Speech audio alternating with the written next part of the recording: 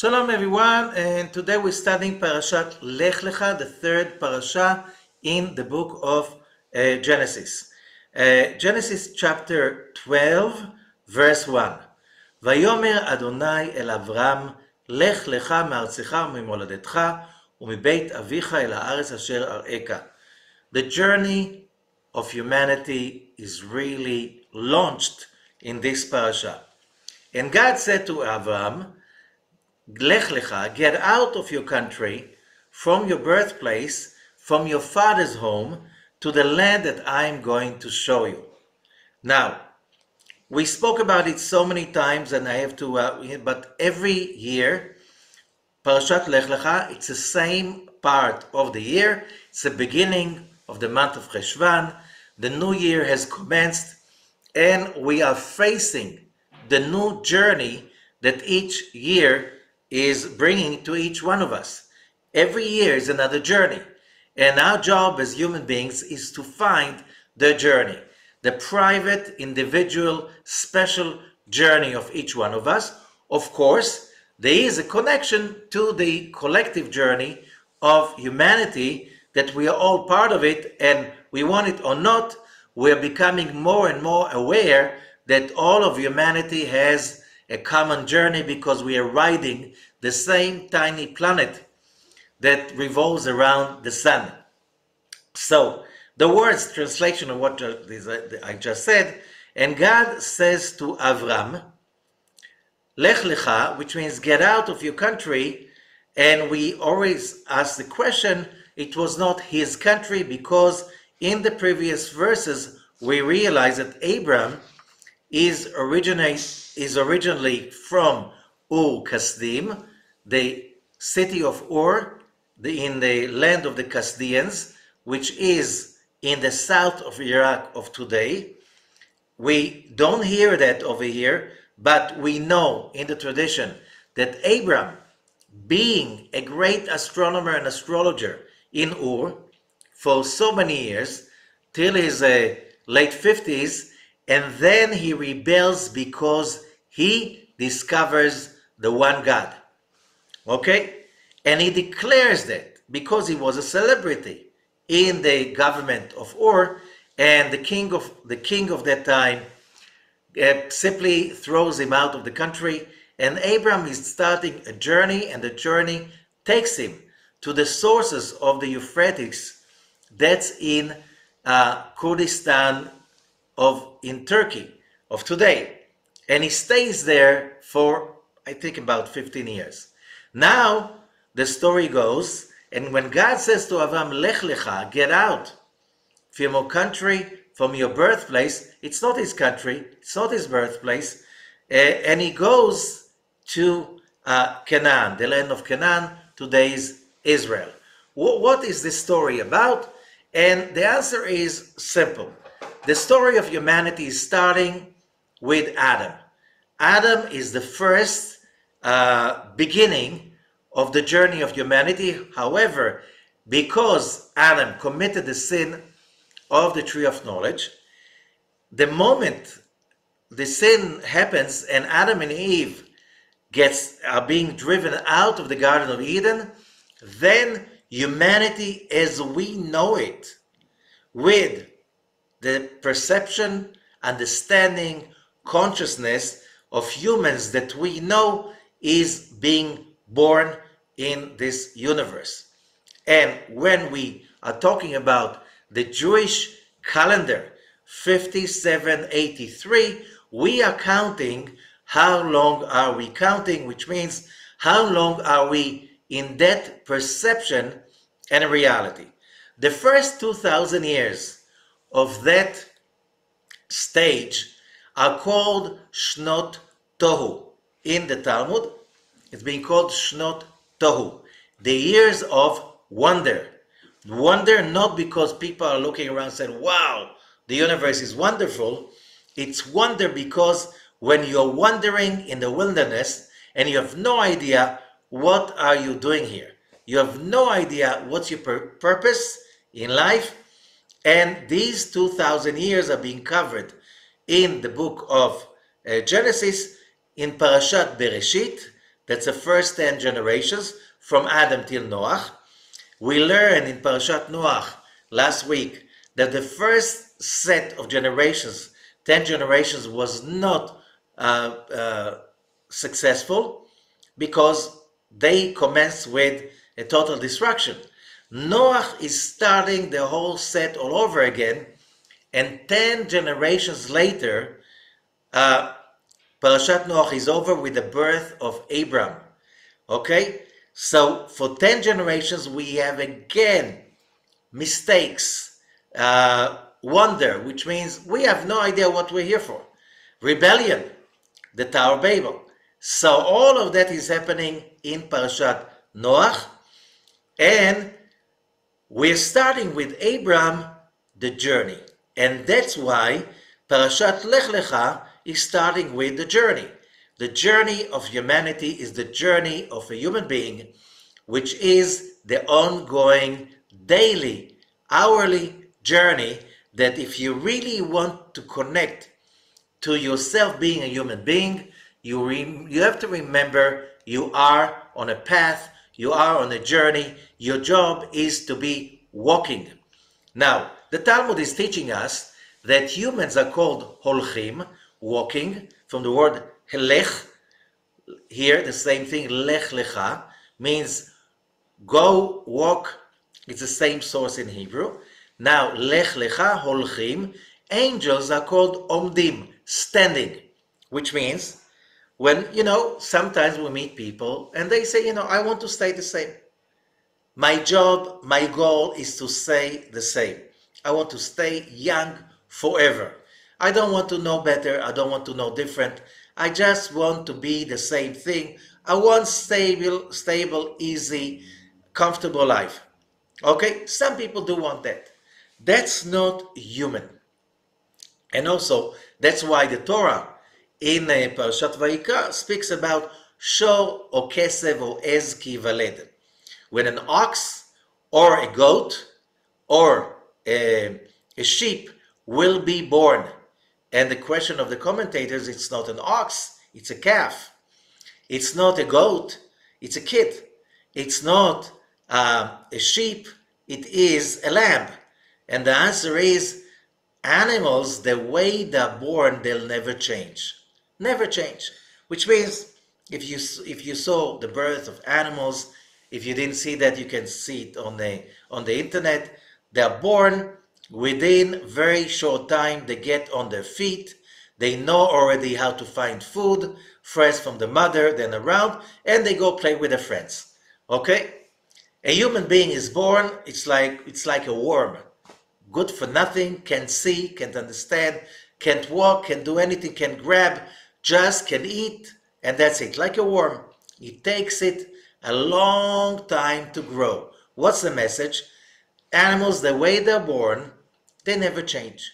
They stay the same. It's not their job to transform, to grow, or in another language, to take a journey.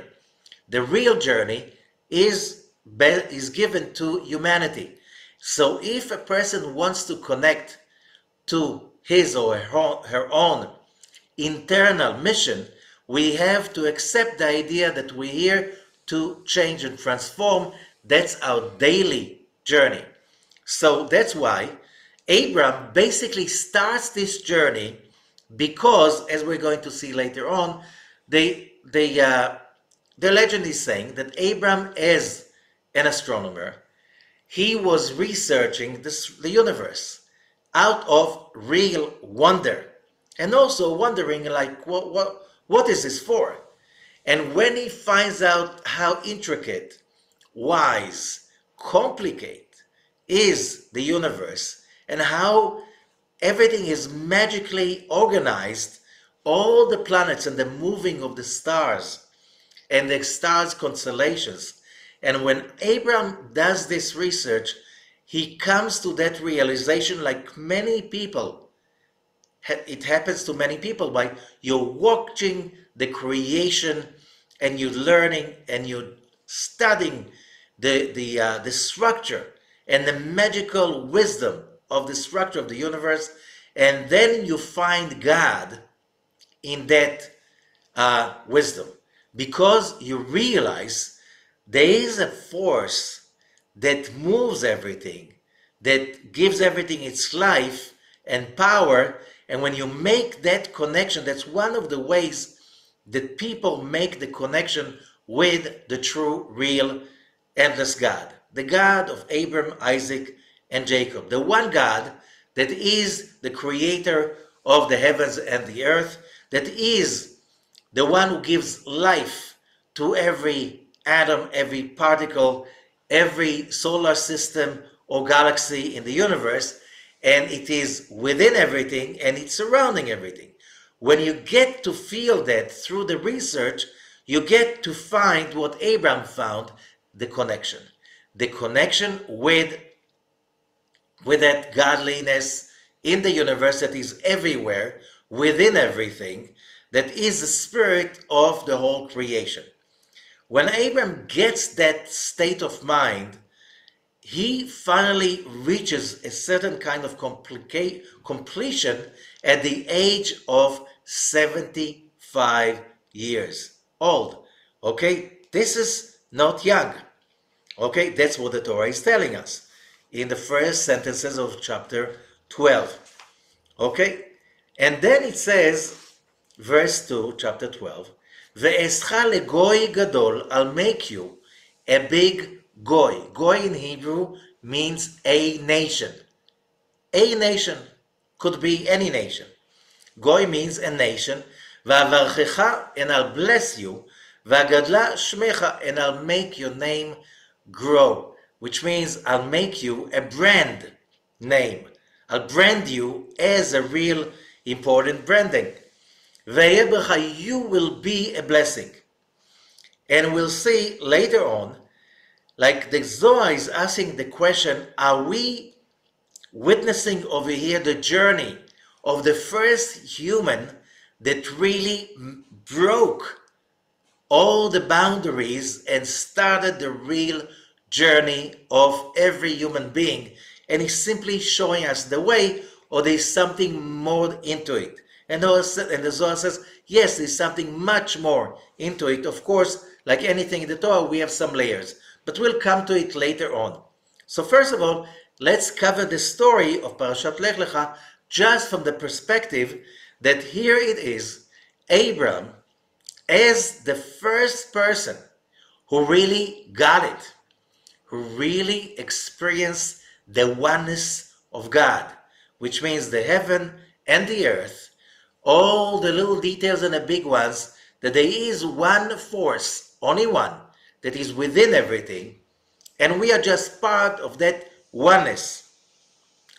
Okay, so what is my job in that purpose? So Abram is starting that journey of revealing, because we humans cannot reveal the whole story as it looks from this parasha, not at once. So it's a process of revelation by chapters. Every day, sometimes every hour, could be every minute, depends on the journey of each one of us. But when we make the journey, we become a blessing to everybody around us, because we become, the moment we are connected to the one God, to the one light, to the one power, we basically have a job to remind that calling to every human being around us. So when we remind it by becoming a role model, two things can happen. One, a person can become very, very hateful, resentful, because he does not want to remember who they are, and other people become inspired, and they've tried to follow the same way in order to reach the same results. And that's why verse 3 comes, Va'avarcha mevarchecha, and I will bless the one who bless you. Because the people who bless Abraham, or people who bless the people who are walking on the way of Abraham, they're being blessed because what is the meaning of blessing? The bliss is the flow of the light of the Creator into the creation. In order for us humans to receive that bliss, to enjoy that bliss, the law of affinity says that equalities attract.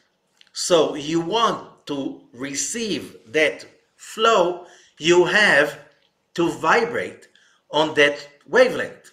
But if you hate the person that symbolized by his behavior, or the people that symbolized by their behavior that journey, then basically why are you doing that? Why are you so hateful and resentful? It is because, as we learned in Parashat Bereshit and in Parashat Noach, when we come to this world, we come not just a soul that is on the journey, we coming with a physical body.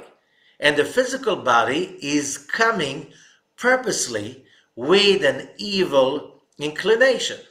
Okay? And that's said twice once in Genesis, once in Parashat Noach, to remind us that in order to reveal the divinity that is hiding in the whole universe, around us and within us, we must make the effort. So when we reveal that divinity, it is ours. We have ownership over that divinity that is hiding in each human being. Okay? So just to remind us, the journey of Abram is the journey of humanity. The journey of Abram is the journey of each one of us. Till now, the two parashot, Bereshit and Lekh-Lekha, Bereshit is covering first 10 generations, okay, in the journey. Noach is covering another 10 generations. Parashat Lekh-Lekha is covering the journey of Abram from the age of 75 till the age of 99. Suddenly, we zoom in into like a very short time between 75 to 99 of Abram's life. And the next parasha will cover another part, the next parasha another part, which means till now it was just the beginning of the journey. There was no journey. Why? Because humanity was not aware yet to the purpose and the journey. Therefore, the first two parashot are called, as I said, Alpaim Shnot Tohu, the 2 millennia of Tohu. Tohu means also chaos in a way, like if you read the book of Genesis, chapter 1 in the beginning, and it says, when it says Tohu Vavo, it's like translated into chaos, which means when you don't understand the purpose and the scope, you experience chaos. Wherever you look, you see chaos. There are questions of why do bad things happen to good people? Why I can't understand the ins and outs of, destiny of people, animals, everywhere. You can't see the pattern. Why? You're not there yet. And therefore, you find yourself too much into as a victim, you don't see justice, and that's a very miserable, bitter part of human growth. And for many, many people, it can take some, Rabbi Azakloria, the great Kabbalist of the 16th century, says it can take a human life 30 lifetimes till they get out of that bitter box and they start to realize we're here for the journey. And being here for the journey means living the journey, being excited about the journey, and like Abram, taking the model from Abram, which means being all the time on the go. Okay, so we read over here that when you do that, and you start to understand the bliss in everyday's life, the flow of the bliss from the Creator, that the flow is here all the time. You just need to adjust your state of mind, and therefore the 2,000 years starting with Abraham, and that was about when Abraham was about 55, so the sources are teaching us, he reached that consciousness at the age of 55. From that time on, the next 2,000 years are called the 2,000 years of Torah. There's no chaos anymore. Of course, not for everybody, but there's already, starting with Abraham, Isaac, and then Jacob, and then the 12 sons of Jacob, and then Mount Sinai revelation, and later on it starts to spread around the planet, and the basic learning principles are being founded within the 2,000 years following Abraham, till we're talking from Abraham till about the 3rd century CE. These are called the 2,000 years of Torah, which means the foundations of the wisdom of a human goal, calling, are being set during these 2,000 years, and then it's starting to spread in an accelerated way to the rest of the world. Okay? But the symbol of Abraham is there for everybody. As I say many times, 4,000 years later, today, Abraham is still a celebrity. Abraham, the promise that is being written over here, that of Abraham to becoming a brand name, is still, we see 4,000 years later, the word Abraham is a symbol. When you talk about the Abrahamic faiths and so on, that journey changed humanity forever and for the good. Now, the question is, how are we being affected by it? Directly, which means we're going on the faster lane, or are we being affected by that indirectly, so we're going on a slower, more painful lane, because we're still stuck in that wonder of like, who, what, why, when? We still don't get the idea. Okay. And today, especially, we need the Zohar in order to understand that idea. So then come the details. And I'm going right now to verse 5 in chapter 12. ויקח אברהם את שרה אשתו ואת לוט בן אחיו. Abraham is taking his wife, his nephew, and all what they did, and they go to the land of Canaan. Today's Israel. Verse 6, ויעבור אברהם בארץ. And Abraham is passing through the land. Now the question is, what does it mean passing through? Why do we have to have that word repeating itself so many times? And this is a very important concept, very important concept. ויעבור, that word appeared many times in the 13 attributes that we just experienced during the month of Elul and the month of Tishrei, the month of the holidays. Vayavo is the beginning of that holy text of the 13 attributes, which means it's not just and he passed through, that's a code. Vayavo, you have in the word Vayavo, Ayin Bet, 72, symbolizing the 72 names, one of the main keys to the upper world, the spiritual world, and you have Ayin Bet, and then you have Reish Yud Vav.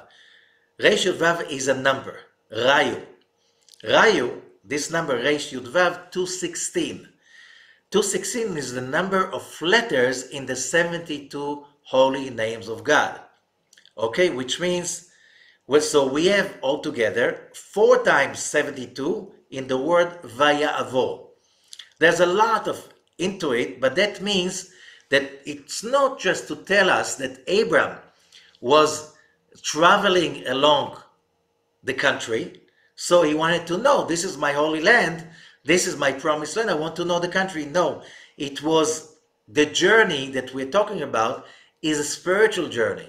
It's a journey of coming to that center of the world's navel, Israel, and being able to travel in a pilgrimage for the purpose of revealing spiritual light. Basically, what does that mean? That you wake up in the morning in order to reveal spiritual light. You go to work in order to reveal spiritual light. You do not do things just because. You do things, which means could be a job, could be family matters, friendship, community, whatever you do it with the consciousness to reveal God's light here in this physical world. That's the meaning behind it. And because that's your calling, every person's calling.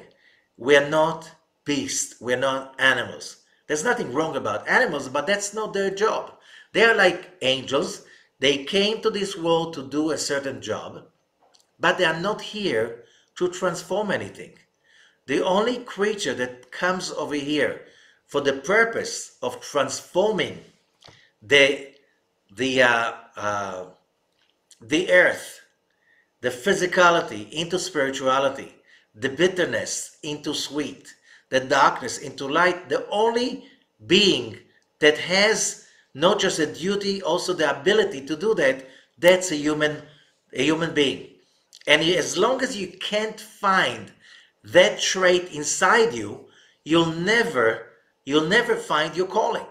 You'll never find your calling. It means you can do it by being a scientist, you can do it by being a street cleaner, you can do it by being a builder, or being working on a finance in a finance company, whatever. It doesn't matter. The question is, are you aware of your calling to be a person, to be a being that reveals light in everything you're doing? That's what the secret of the word Vayavor is. So Avram is doing that, is traveling the land, and that story continues. And there are many, and it says there's another verb, Vayisa, and he travels. Verse 9, Vayisa Avram aloch v'naso negba. And Abram continuously walking and traveling south. I don't know if you've been to Israel. Israel is not such a large country. It's a very small country. How long can you travel south? After a few days, you're already south, if you're walking. So if you're starting from the north to the south, maybe it will take you the most, if you travel slow, few days. Okay? If you're driving, that will take you a few hours, and you're over, and it's over. So what does it mean traveling south? We know that south is a code which means chesed, loving kindness. So when you're traveling, whenever your journey is being revealed to you and you have no idea which way to pick, you travel south, which means go always to the side that reveals loving kindness in the world, so you'll always be in the right direction. But then verse 10, it's only verse 10, Vahi Rav Ba'aretz, and there was a famine. And Abraham could say, like, God, that's a promised land, and there's already a famine that just arrived. Okay, is Abraham complaining? No, the journey is not about that everything should look great. The journey is about whatever challenge, whatever obstacle, whatever event I'm facing, how do I reveal spirituality in that circumstance? Okay? Remember, every year when the month of Libra is coming, on the new moon, Rosh Hashanah, every human being's soul is being taken apart and is being kind of debugged and restructured for 22 days from the new moon till Simchat Torah. Okay? Now that we went through this special reboot, hard reboot. Okay, we go back to almost to the manufacturer's manual. Not exactly, because we still have memories of the past years. So now we have to re-download the basic apps to operate the system. And one of the apps is called Abram, another one is called Isaac. The whole book of Genesis is about reinstalling the old apps, but they are coming with also the upgrade. Every year there's a little upgrade. Why? Because the Zohar is teaching us in the introduction to the Zohar that every correction that a human being is correcting in his individual soul, and of course, because every human being is interconnected to the whole soul of humanity, the collective soul, those corrections are being always updated in the original cloud, okay? To the original apps that are the basic operational apps of every human soul. So every year, when we start a new year, we need to get an update of that system. And that's why we need to read the book of Genesis every year again, because every time when we study that and we learn that and we connect to that and we meditate about it, it will be different. Hopefully, we will be different. So it's not going to be the same year all over again. It's going to be in a way the same and in a way very much different, because we simply ascended last year, and this year we are right now preparing ourselves for another journey, another round in becoming better human beings and upgrading our own state of mind and the status of our own souls. Now we're coming to the weird story about Abram coming to Egypt, and then he tells everybody that Sarah is not his wife, it's his sister. And of course, she's being brought to Pharaoh. Pharaoh, like, you see this is a pattern that repeats itself with Isaac and also with Queen Esther. It's like, how come they were so beautiful that the king wanted them into his palace? But you have to remember what we said in the beginning. The moment the person is connected to his calling, he's radiating real, true beauty. Everybody wants that beauty because everybody can feel that that is the role model. That's what I want. And we know what is it people are looking for. Are they looking for expensive, big stuff? Yes. Why?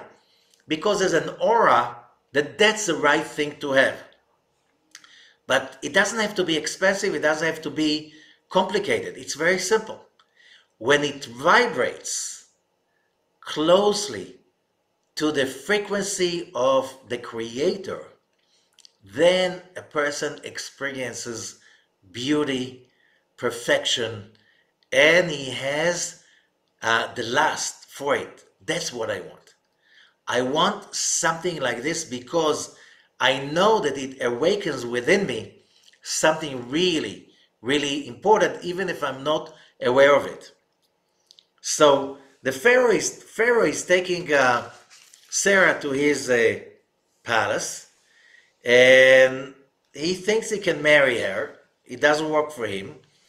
Verse 17, chapter 12, Pharaoh gets sick. All the people around him is getting sick, and he's a magician. He's a Pharaoh, right? Whoever studies the history of Egypt, it was all about magic.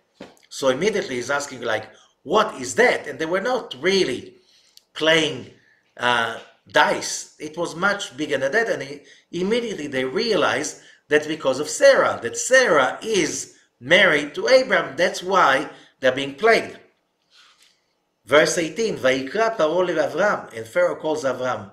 Vayomer, מה זאת עשית? What have you done? למה לא הגעת לי כאשתך? Why didn't you tell me that she is your wife? I've been plagued because of that. So the question is why the whole story? And the sages are saying in order for the plagues, 10 plagues, that were supposed to deliver the Israelite from Egypt, the program had to be installed when Sarah was there in Pharaoh's palace. That was the planting the seed for what's coming, which means the whole story of history is a planned story with a purpose. Nothing happens just as random. There's no random. It's all planned, all is premeditated, pre-planned, and our job is simply to choose the light way over the dark way. So that's our job, that's our calling. We cannot choose not to move forward. Sooner or later, the pressure, the events of life, we are all surrounded by the light. We are all surrounded by the path of the light. It's all planned. The question is, which path are we taking? Because all paths are leading towards completion for every human being. Okay, every human soul. The next thing is chapter 13. Abram is coming back from Egypt. Now he's very rich. Pharaoh made him rich. We learn about Abram something very important that we all want to learn. When we are connected to the light of God, it doesn't matter what kind of so-called calamity we go through. There was a famine. Pharaoh took his wife. It's like, wow, for some people that's the end of the story. They will be in trauma forever. Not for Abram. Abram comes out of it richer, more powerful, more famous. Why? Because when we stick to our calling, we can turn any disaster into a great success. Because disasters, there are no disasters, there's only opportunities. Today, this idea is spread all over the world. It's not easy to apply it, but this is what life is about. And if you don't get it, you suffer, and you suffer till you basically have no choice but either to go on suffering or to adopt this idea and to live by it. Okay, so then comes the story. They're rich, and you know, when you're rich, you have something to fight about. Lot, his nephew, Abram's nephew, it looks like he is not really following the values of his uncle. He really didn't get it. Okay, so Abram does something very important. He says to him, verse 9, "Halo kol haaretz lefanecha," the whole earth is in front of you. Hipared ma'alai, there's enough for both of us. Himasmol ve'imina v'maimin v'asmila. Choose your way. You choose. If you go to the right, I'll go to the left. If you go to the left, I'll go to the right. Simply, in the beginning of the journey, Rabbi Ashlag is teaching, in the beginning of a spiritual journey, you need to find your friends that will be also your support group. Which means you need friends that are not just friends, they're also co-coaches. That together you coach each other. That's creating community like this it's extremely important for the spiritual growth, because no one can grow by himself. And people that are not with that vision, you cannot share the journey with them, not in the beginning. You have to set the exact boundaries, which means, he doesn't say to Lot, you're not my nephew anymore, you're not my family anymore. He cares for him, as we see later on. However, let's bring some distance. He sends him somewhere else. Choose wherever you want to go, I'll go the other direction. Where does Lot choose? Sodom. He goes to Sodom, which means we know similarities attract. Lot, in Aramaic, Lot means a curse. Lot is choosing Sodom.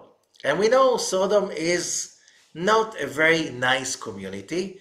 It's a community that has a brand till today when you want to say about a society that this is a terrible, terrible society, what do you say? Sodom and Gomorrah, right? It's here from this story. And Lot is choosing to be their friend. He's choosing their community to be his community. That's why our sages said, if you tell us who are your friends, we will know who you are.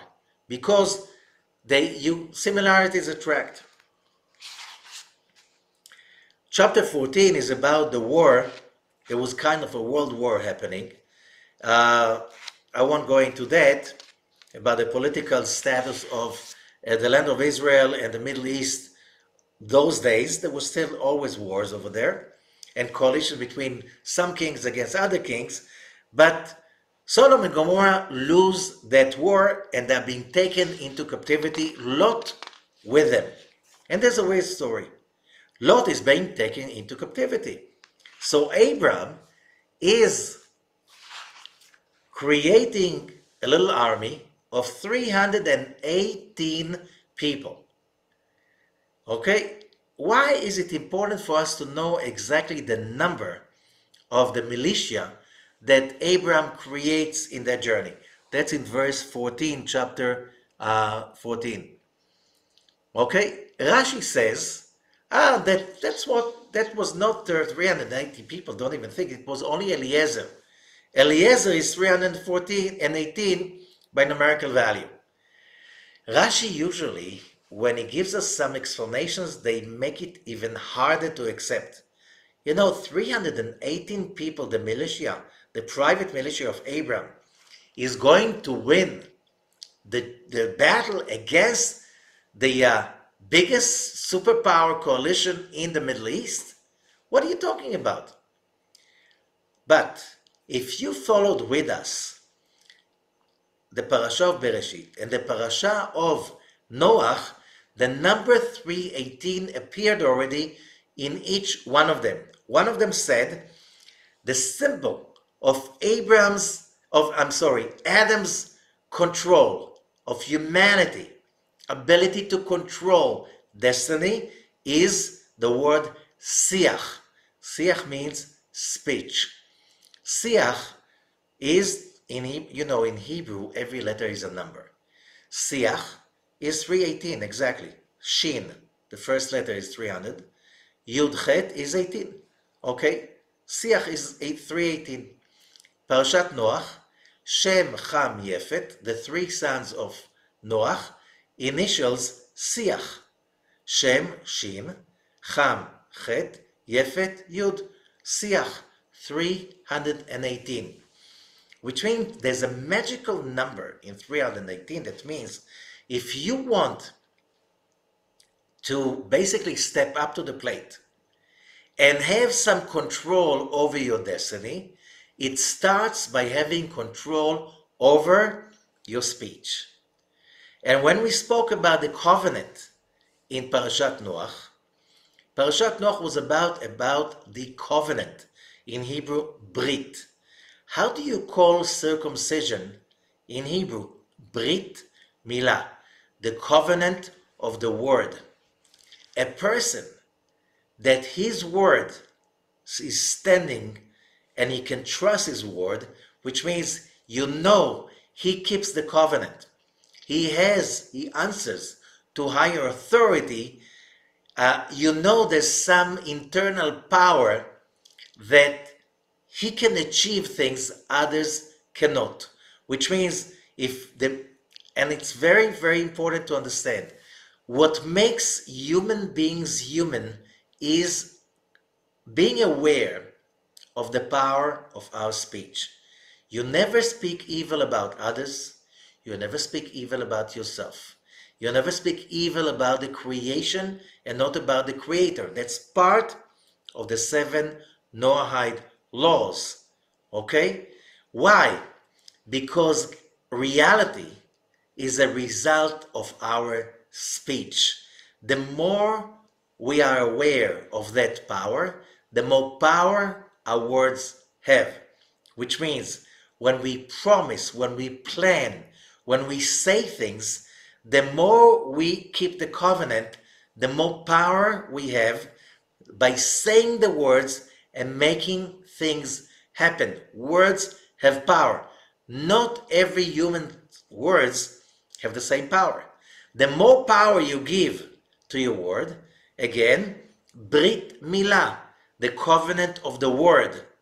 That's how in Hebrew you call circumcision, which means connecting to the child to that destiny that you have to stick to your goals and you have to manifest it through your speech. If you do that, you can win against superpowers in a most illogical way just because words have power. The moment you connect your words, you never say words that do not connect to your journey, to your calling, you just don't speak about nonsense. And of course, you do not lie and you do not deceive, not yourself and not others. When you raise yourself in this manner, you will see how powerful your words are. Why? Because then God follows your words. And that's very important to understand. Here, Abraham is setting another trail over here. After the victory over the people, the kings who took Lot and the kings of Sodom and Gomorrah in captivity, he's on the way back. Verse 18, chapter 14, Umalkitzedek melech Shalem, Melchizedek, the king of Shalem. What's Shalem? This is Yerushalayim, Jerusalem. Yerushalem, Jerusalem. Okay? That's where it's come. The king of, what is Shalem? A whole.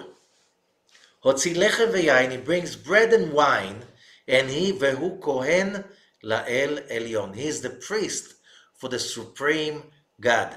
Here we connect, Abraham finally connects to Jerusalem. He visits Melchizedek in Jerusalem, and he makes that connection, finalizing his journey, and the journey finally reaches Jerusalem, which means every human soul's journey finally must reach Jerusalem, because in Jerusalem you can find that vibration of your complete soul better than in any other place in the universe. Vayivacheu, and now Melchizedek is blessing Abraham. And he's saying, Vayivacheu vayomer baruch Avram leil elyon koneh shamayim va'aretz. Bless is Avram to the supreme God, the one who rules over the heavens and the earth. The legend says that Melchizedek was basically Shem, the son of Noach. Uvaruch el elyon asher migen tzarecha biyadecha, and blessed is the supreme God that protected you from your enemies. Okay, and he's giving him the tithing. Here it is, the temple in Jerusalem is being established as the place to connect with the supreme God and to bring the tithing into. We see that later on with Isaac, the binding of Isaac happens there, and with Jacob, the dream of the ladder, that's over there. And then that's where Jacob is making the vow to tithe to God, and that's again in Jerusalem. Okay, so we have that. So we see that in Parashat Lekh-Lekha, there are so many kind of bits of what is the program of success and what is basically the journey that every human being should take in order to reach that place of shalem, wholeness, that we are all looking for. And that's why in Hebrew the word shalom which is somehow translated into peace, but it doesn't mean peace, it means much broader thing. It's wholeness. It's not just peace of mind. When you are whole and you can see the wholeness of the universe, that's where you really reach your calling. This story is not over yet. There's a whole journey of Abraham, like God is starting to promise Abraham, you're going to inherit the land. your offsprings. And Abram, remember, in the beginning of the chapter, Abram is already 75 years old.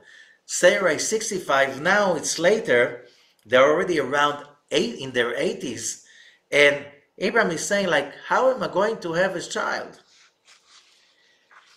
God says, no, you're going to have a child. And we're coming now to one of the most important verses in the whole Torah. Chapter 15, verse 5. Vayotze oto achutza.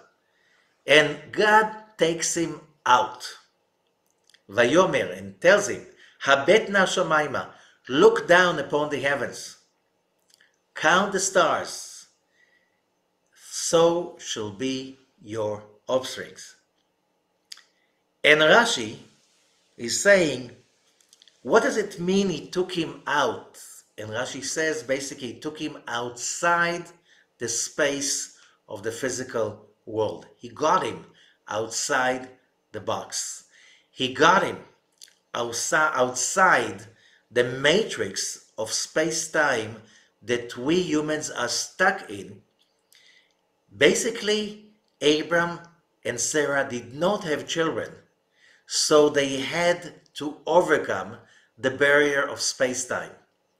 And because of that need, they created the trail for every human being, which means it doesn't matter how strong is the trouble. It doesn't matter how impossible is the challenge. We can always get out of the box and look at it from above. And what does that mean? Although these are the rules of nature. These are the rules of our state of mind. This is what we see as possible and not possible. We can always take Abram's journey and get out of the box, reach out of the box and look at it from above, from a different point of view, from God's point of view. And we look at it from God's point of view, then everything is possible because we're humans and because we have a godly soul. And that's why we can always reinvent ourselves and we can always make the impossible possible. This is a crucial moment in the history of humanity. This is when we really reach that place that we can really become like God, recreating the rules of the universe. It's all about our state of mind. It's all about the programming that we establish inside our thinking. And it's always connected with our affinity with the creator of the universe. That's our true redemption. Okay? That's why it's so important over here. So if you ask the question, why did Abram have it so hard? Look, he lived all his life in Ur. He made a huge career as an astronomer, as an astrologer. Then he brings to the world monotheism, okay? And he has to pay dearly for that. When he's thrown out of Ur, he's hardly alive. He's losing all the assets he created in Ur. And he goes to Haran penniless almost. And then he comes to Canaan with nothing. And within no time, he's already a person with a big estate and fortune. Okay, so what's happening over here? When you stick to your word and when you stick to the idea, there's only one God, and our calling is every human being to connect to that. It doesn't matter if you're not politically correct, because Abraham is bringing this message of freedom, unity, equality to every human being. The ideas that we think they came from Greece and Rome, that they did not come from Greece and Rome. They come from Abraham. The idea that every human being has the right for happiness and therefore no one should steal or kill any human being whatsoever. Okay? This is not coming from Greece and Rome. It's coming from Abraham. And when he brings those ideas that every human being has a divine soul and therefore should be treated with respect. That was the enemy of the crown, not just in ancient Iraq of that time, also in Egypt, everywhere. Because till the end, let's say till the 1,000 years ago, the kings were gods. They were allowed to do anything to every person. We're starting like the idea that human beings are citizens, not subjects. Maybe England in the 13th century. Okay? How long did it take from Abraham? 4,000 years ago. Here we're talking about 13th century, that's 700 years ago. So you understand that Abraham, Isaac, Jacob, and then the rest of the Israelite nation coming with that idea that every human being has a godly soul, not the elite. Okay? And therefore every person has a godly mission. That's a great change in the history of humanity. And here it comes with not just this, we have also humans the ability to go above destiny. We can change what's written and carved, etched in stone, like literally speaking about what is called destiny. You can change stuff. You can create miracles. And not with witchcraft, just with faith, devotion, and saying the right things. Okay, our time is short, and at the end, we are talking about the end of Parashat Lekh-Lekha. Abraham is 99 years old. This is Genesis 17, verse 24. ואברהם בן 99 שנה בהימולו בשר עולתו. It takes him till he's 75 to realize that looking for the gates of heaven, it's not in the sources of the Euphrates River or Tigris, it's in Israel. Realizing that he needs to circumcise, and that's part of the gate to the upper world, he realized that in the age of 99. Okay? When he circumcised himself. It's a journey. Nobody is supposed to reach the truth when they are 13, not 20, not 30. The journey is never ending story. If you don't get up in the morning for the journey, why did you get up in the morning for? Because, oh, I already found it, already got there, so why did you wake up this morning? You've done already the job. So what are you doing here? Just wasting your time? Or, I'm retired. There's no retirement, okay? It's a journey. The story of Lekh-Lekha means off you go, on you go and go and go, because Lekh-Lekha means go, go. If you really literally translate it, go, go, it's all about going. And that's what human being is about. You never settle for, maybe that's enough. When you say that's enough, you're dead already. Living means always reinventing yourself. So just reading a little bit from the Zohar about it, something very powerful. Because what brings a human being to the place that he walks on the road that Abraham created? The road towards Shalem, towards being complete. And the answer is